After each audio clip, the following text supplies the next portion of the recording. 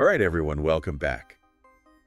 You ever just completely blank on someone's name? Oh, yeah. Happens all the time. It's like the worst, right? The worst. I mean, especially when you've met them before. Like, Yeah. when WO, you should know their name. Especially if you've met them a few times. Yeah, exactly. So that's actually what we're diving into today. Oh. Yeah, how to handle those moments Yeah.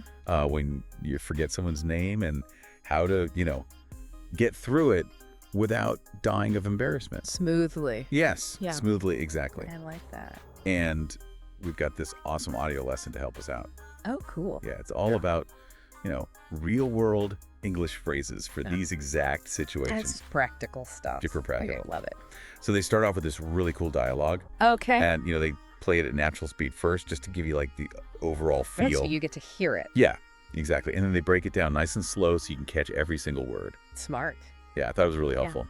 One thing I noticed right away was they used "how's it going" instead of "how are you." Oh, that's a good one. Yeah. Way more casual. Yeah, it feels so much more natural. Yeah, like you're actually talking to a person, not just reciting from a textbook. Right, like you're not in a stuffy interview or something. Yeah, no one really says, "How are you?" in everyday conversation unless it's like super formal. Yeah, exactly. And you know what else I thought was really interesting? They use a bunch of those little phrases that you hear people say all the time, but you might not think about. Oh, yeah, like what? Like around here, like when you're giving directions. Oh, yeah. Or in a bit of hurry, if you need to excuse yourself politely. Oh, that's a good one. Yeah, it's all about those subtle cues that make a big difference. Yeah, it's like they distilled the essence of, how native speakers really talk. Exactly. So there's this one phrase they use that I absolutely love. It's "slipped my mind." Oh, yeah. Class. It's like when you forget an appointment or something. over someone's name. Yeah. Oh, it happens to the best of us.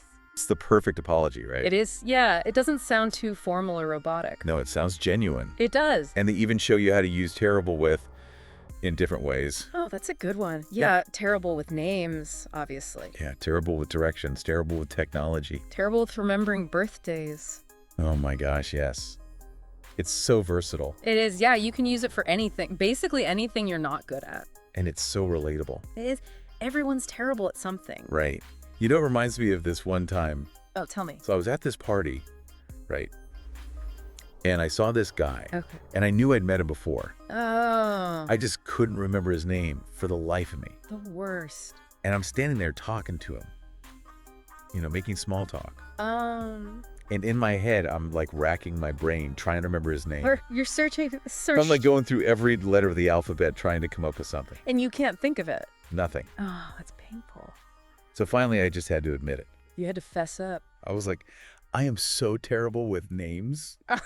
I'm so sorry, but I've completely forgotten yours. And what did he say? He just laughed. He was cool about it. Yeah, he was really cool about it. He just told me his name again, and we kept talking. That's good. And you know what? It totally broke the ice. It did. Yeah, it made the whole conversation so much more relaxed after that. That's funny how admitting you're terrible at something can actually make things better. I know, right? It's like you're being human. Exactly. So this lesson doesn't just throw a bunch of phrases at you. Right. It actually shows you how to use them in real sentences. Oh, yeah. They have this whole section called Putting It Together, Yeah. where they give you examples of how to weave these phrases into natural-sounding conversation. Oh, that's cool. So you can actually see them in action. Exactly. Yeah. And then there's this other part called Fluency Builder, which I thought was super clever.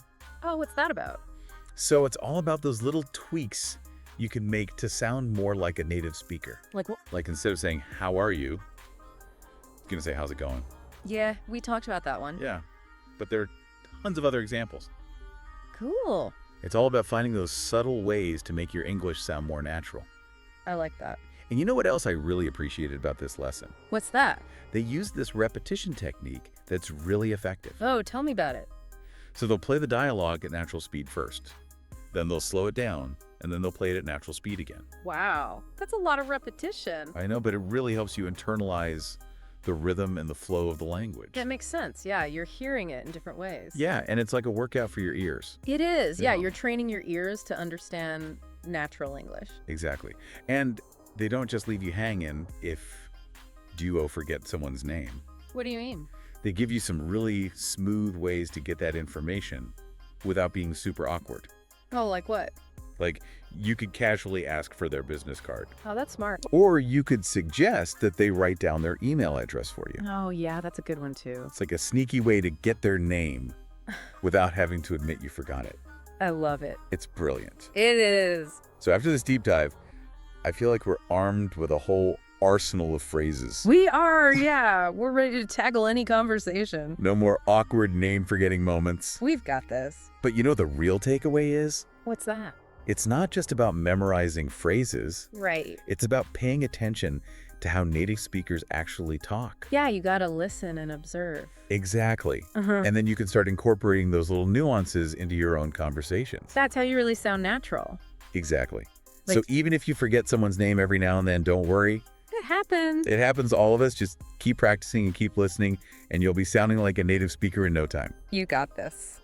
All right, that's it for today's deep dive. Thanks for listening. See you next time.